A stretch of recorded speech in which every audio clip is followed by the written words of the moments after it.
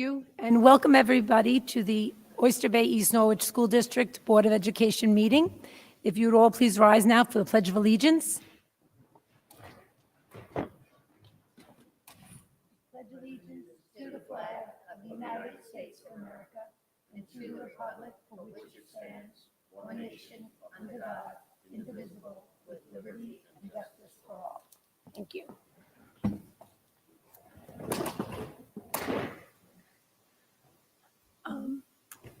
I would now like to check, do we have any correspondence, Ms. Santos?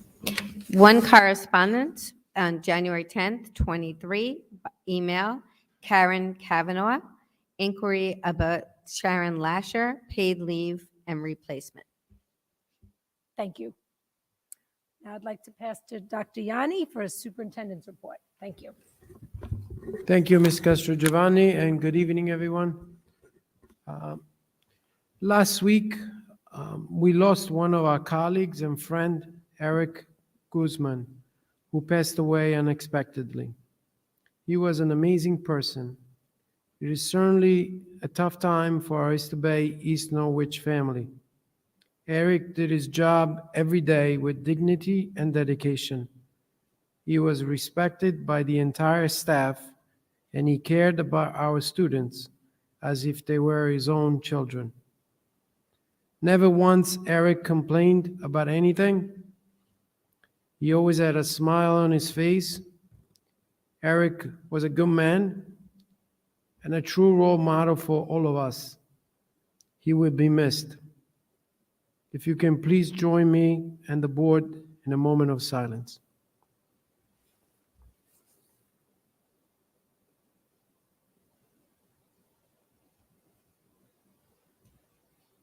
Thank you.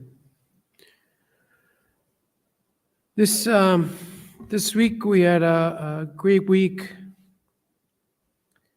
and our science students did very well. They did well in several grades.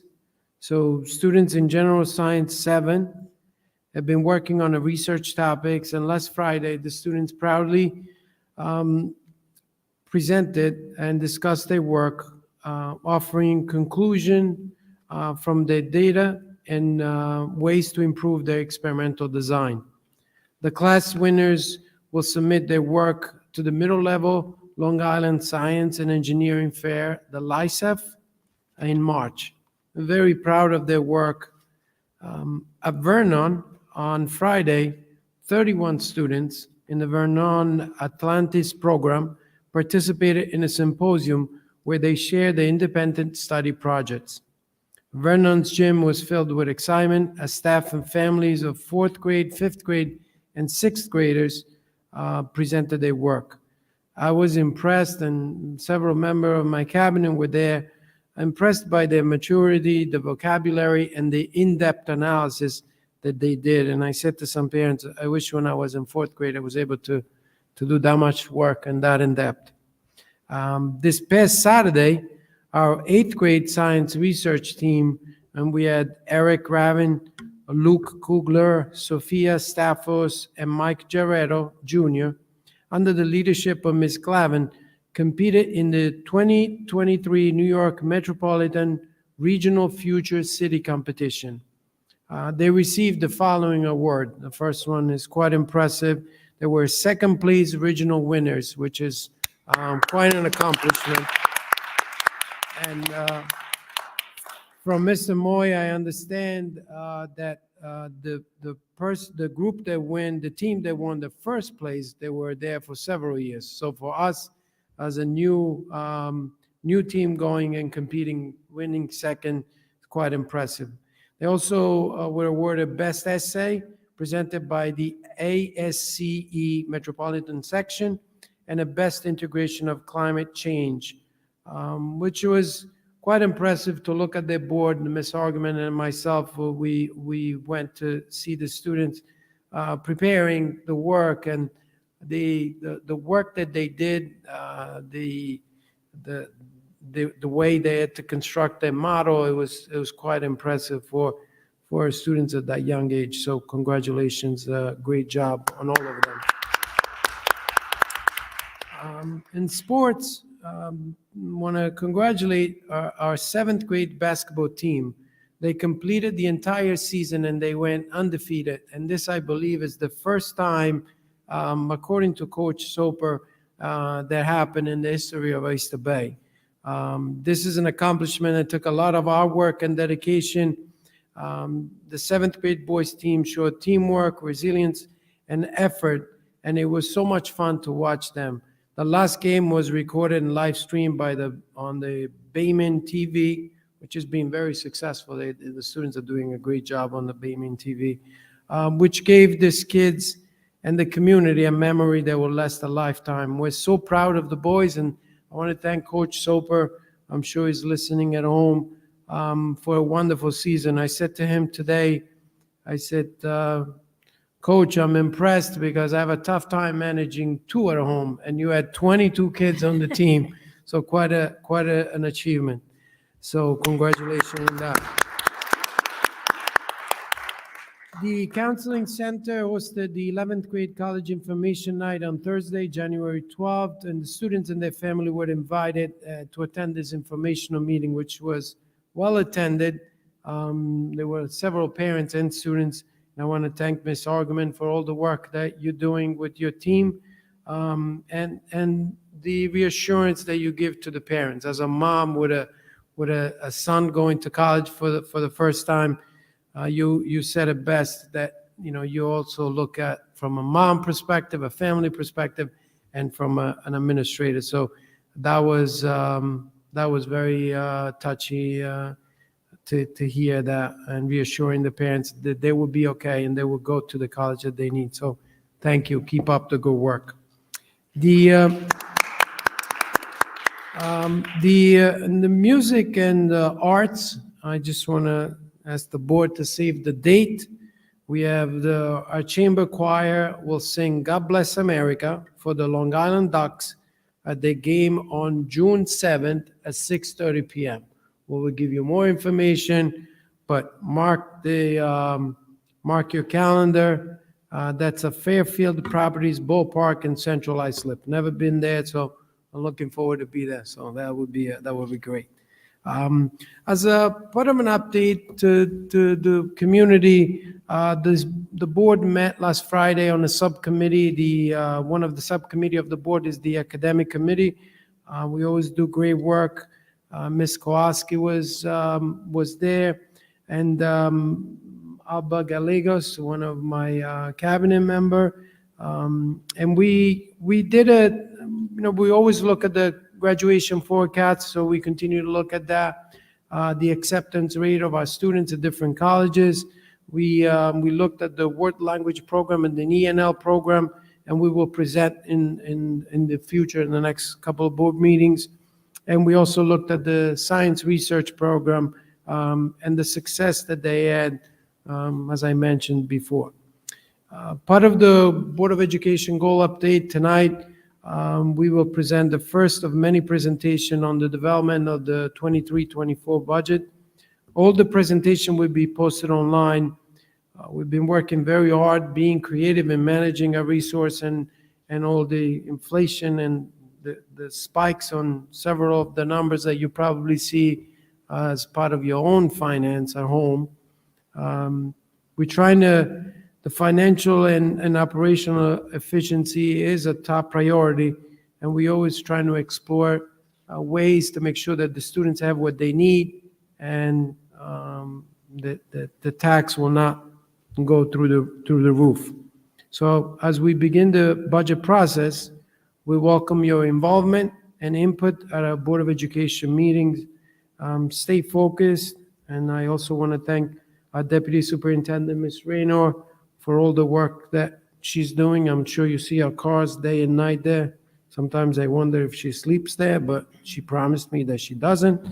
So with that in mind, I'm going to ask Ms. Raynor to present on the budget and the District Safety Committee.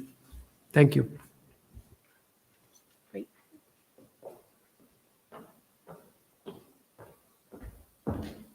Thank you so much. So starting with the safety committee, we did meet in December for our district-wide safety committee. So I'd like to thank all the members of that, including Nora, who's on there, Nora Windhausen, board trustee, and also Todd Cronin, board trustee, as well as all of the administrators, especially our security supervisor, Lou.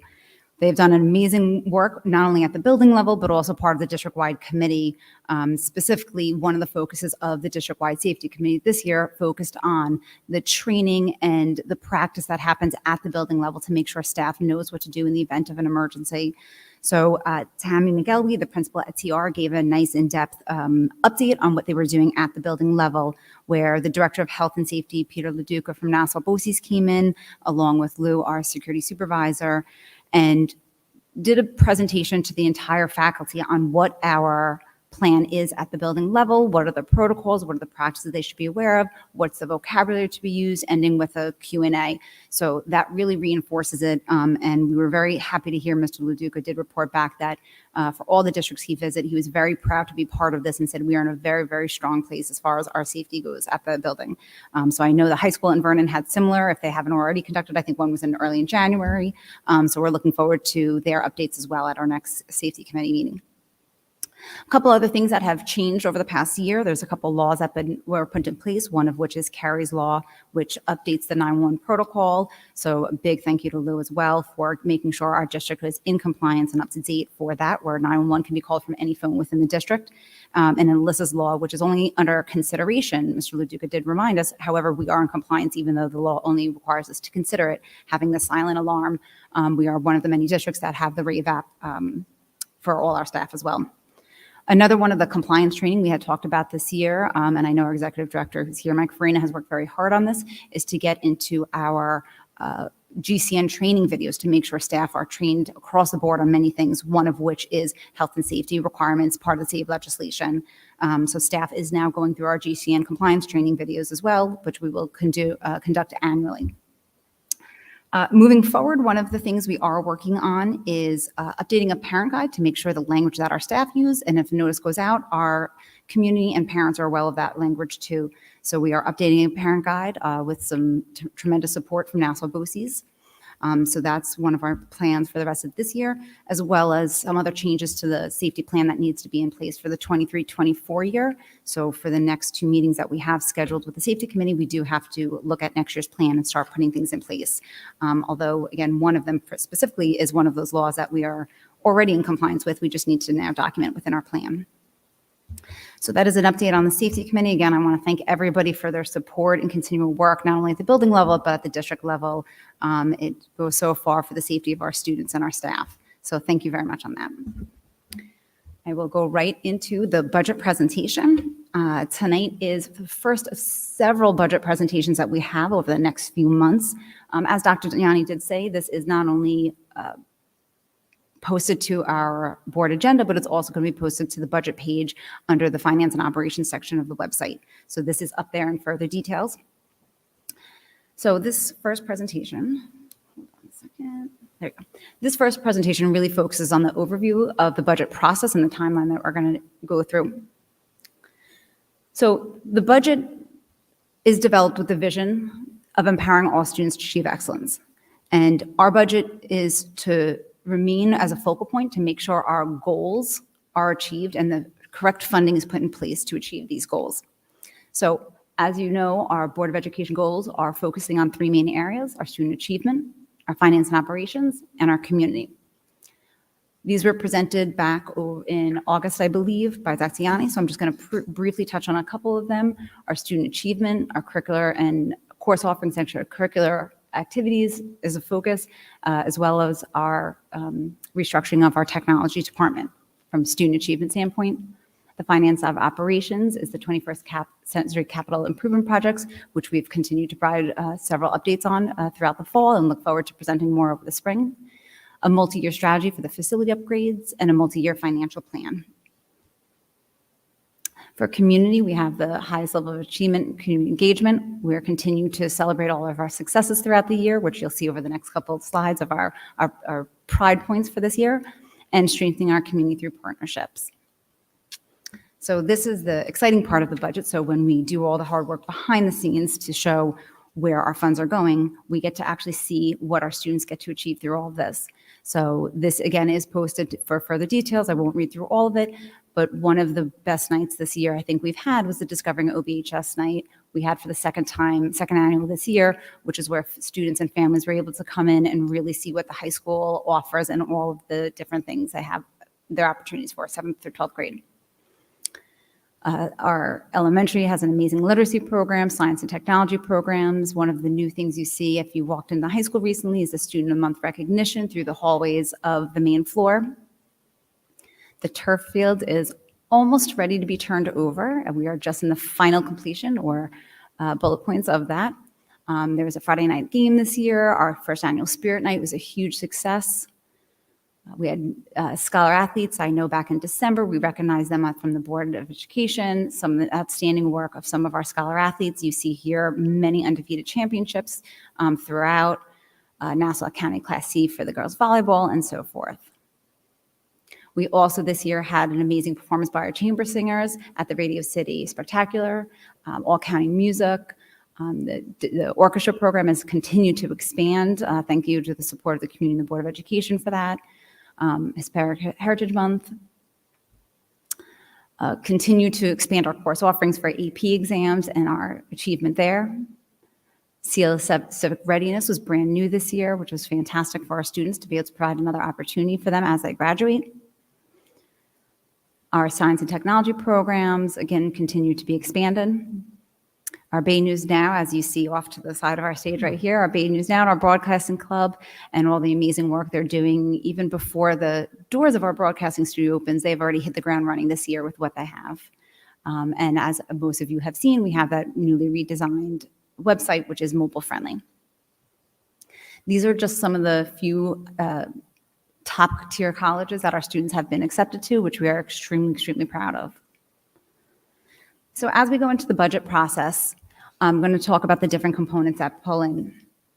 Starting with the mission. Our mission is to continue to make Oyster Bay East Norwich the best and most innovative school district in the nation. We have the community, the parents, the administration, staff, and students to make this vision a reality.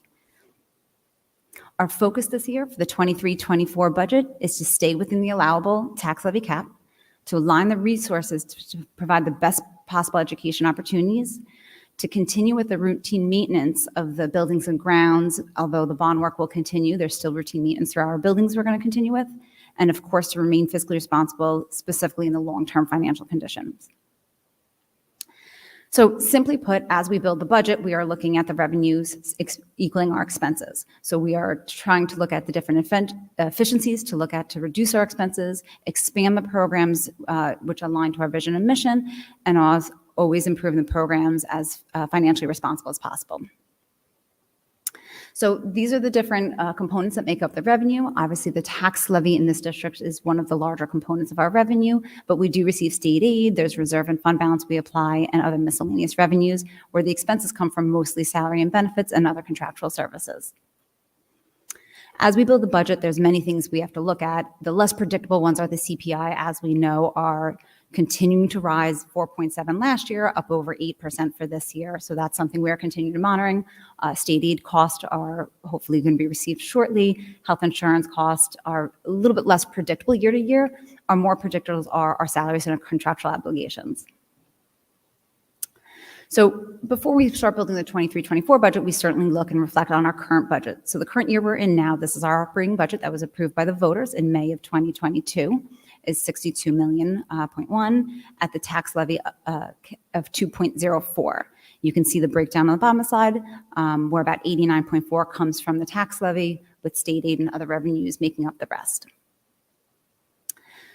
So two of the main factors that we really are proud of as we look at our financial condition is our strong Moody's rating, AA1, and also the positive audit reports. Back in the fall, R.S. Abrams did provide our external audit report with very clean findings this year. So we're very proud of that as well.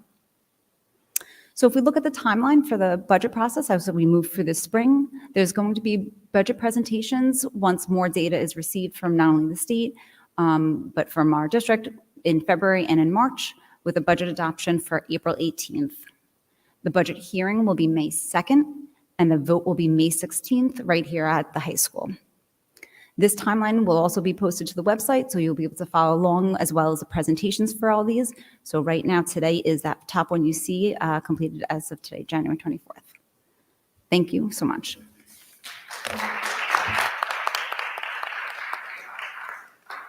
Any questions, comments? Thank you, Ms. Rayner. You're done too? Oh, thank you, Dr. Yanni. Thank you so much. So we're now going to move on to the approval of minutes. Motion to approve meeting minutes as listed and attached below. So moved. Second, Second. any questions or comments? All in favor? Aye. All opposed? Motion carries. We'll now move on to public participation of agenda items. In accordance with the open meetings law, school board meetings where the school district business will be discussed are open to the public. The Oyster Bay East Norwich Board of Education welcomes public comment at its meetings. The Board of Education will respond to comments and/or inquiries in the appropriate manner. This portion of the meeting is designed exclusively for agenda items. A sign-in book is provided for those residents wishing to address the board. In order to be recognized, you must have signed in. Each speaker will be allowed a maximum of 3 minutes. The board president will call you to the microphone in the order in which you have signed in. A public discussion is prohibited regarding matters relating to an individual's reputation, privacy, or right to due process, which in some way could be violated. A second commentary period is provided for non-agenda items prior to adjournment. We thank you for your participation and cooperation. And my understanding is no one has signed in for agenda items. So we'll move on to instructional personnel items. Resolved upon the recommendation of the superintendent of schools, the Board of Education of the Oyster Bay East Norwich Central School District hereby approves the instructional personnel items as listed in their entirety. This would be from 8:01 through 8:07. Do I have a motion? So moved. Second? Second. Are there any questions or comments? All in favor? Aye. All opposed? Motion carries. We'll now move on to non-instructional personnel items. Resolved upon the recommendation of the superintendent of schools, the Board of Education of the Oyster Bay East Norwich Central School District hereby approves the non-instructional personnel items as listed in their entirety. And again, this would be from 9.01 through 9.04. Do I have a motion? So moved. Second? Second. Any questions or comments? All in favor? Aye. Aye. All opposed? Motion carries. We will now move on to business items. Resolved upon the recommendation of the superintendent of schools, the Board of Education of the Oyster Bay East Norwich Central School District hereby approves the business items as listed in their entirety. This would be from 10.01 through 10.05. Do I have a motion? So moved. Second? Second. Any questions or comments? All in favor? Aye. Aye. All opposed? Motion carries. We'll now move on to special services. Resolved upon the recommendation of the superintendent of schools, the Board of Education of the Oyster Bay East Norwich Central School District hereby approves the special services resolution as listed in their entirety. And again, that would be from 11.01 to 11.02. Do I have a motion? So moved. A second? Second. Any questions or comments? All in favor? Aye. Aye. All opposed? Motion carries. We'll move on to new business. Resolved upon the recommendation of the superintendent of schools, the Board of Education of the Oyster Bay East Norwich Central School District hereby approves the new business resolutions as listed in their entirety. This would be 12.01 through 12.06. Do I have a motion? So moved. Second? Second. Any questions or comments? All in favor? Aye. All opposed? Motion carries. Now is opportunity for the public to be heard for non-agenda items. My understanding is that someone has signed in, Kevin Paredes. Hope I'm saying that right.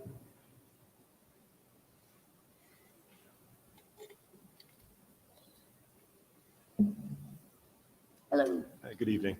My name is Kevin Predis. I have two children in the school right now, two girls. They happen to be on a cheerleading team, so I just wanted to talk briefly about this upcoming cheerleading trip that we have scheduled. So I believe on November 29th, this board approved for that trip to happen for the nationals competition. Thank you very much for that. In reviewing the schedule that's been put together for this trip, though, I do have some concerns as it relates to the travel times. Just to basically sum it up, what it looks like is we have the children doing a full day of instruction on Thursday. Then they have an 8 p.m. flight. And then a similar kind of thing on Sunday on the trip back home, a full day of competition, and then an 8 p.m. flight. I do travel, regularly for work. Some of you may as well. I generally don't book the last flight of the day. They tend to be delayed often. But this particular flight, I actually looked at the stats. It's delayed more than 30 minutes, about 47% of the time. My concern here is the time that these children will be getting to bed. Realistically, I don't see any. I will personally guarantee you these children will not be getting to bed Thursday night, really Friday morning in the hotel any earlier than about 2 a.m. Significant chance it's going to be a bit later than that. They're expected to compete the next day.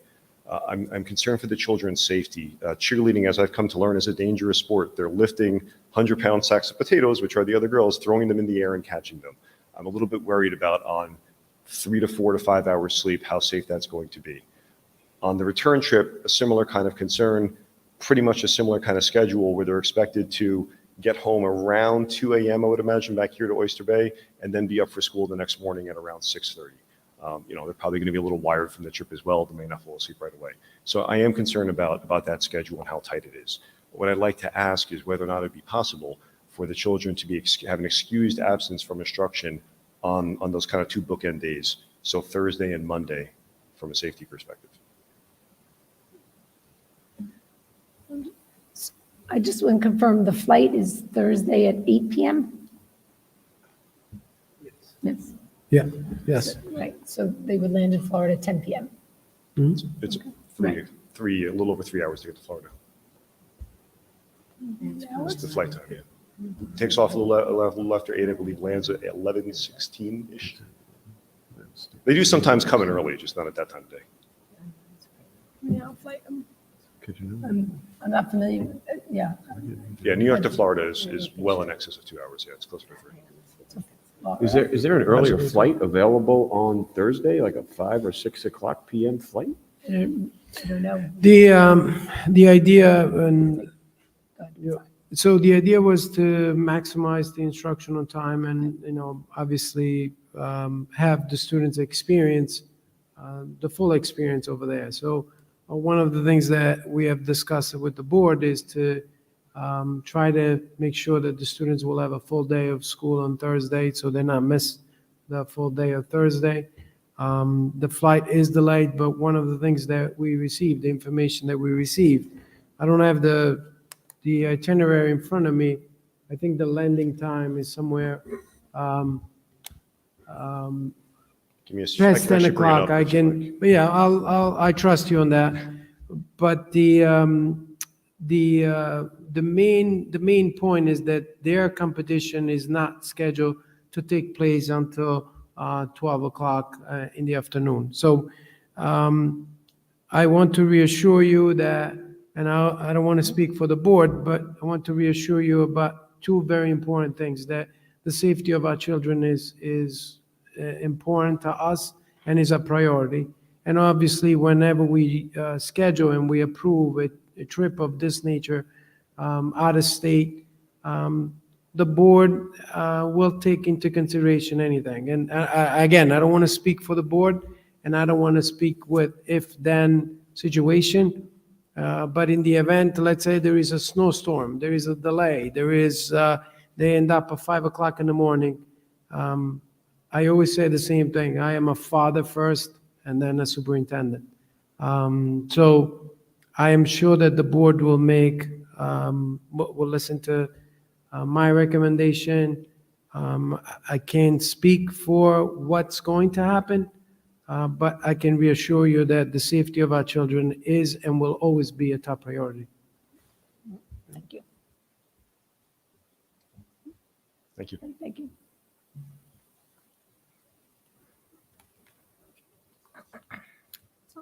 Okay. A motion to adjourn our meeting? So moved. A second? Second. Thank you. Thank you, everyone, for attending the Board of Education meeting tonight. Thank you. Have a good night.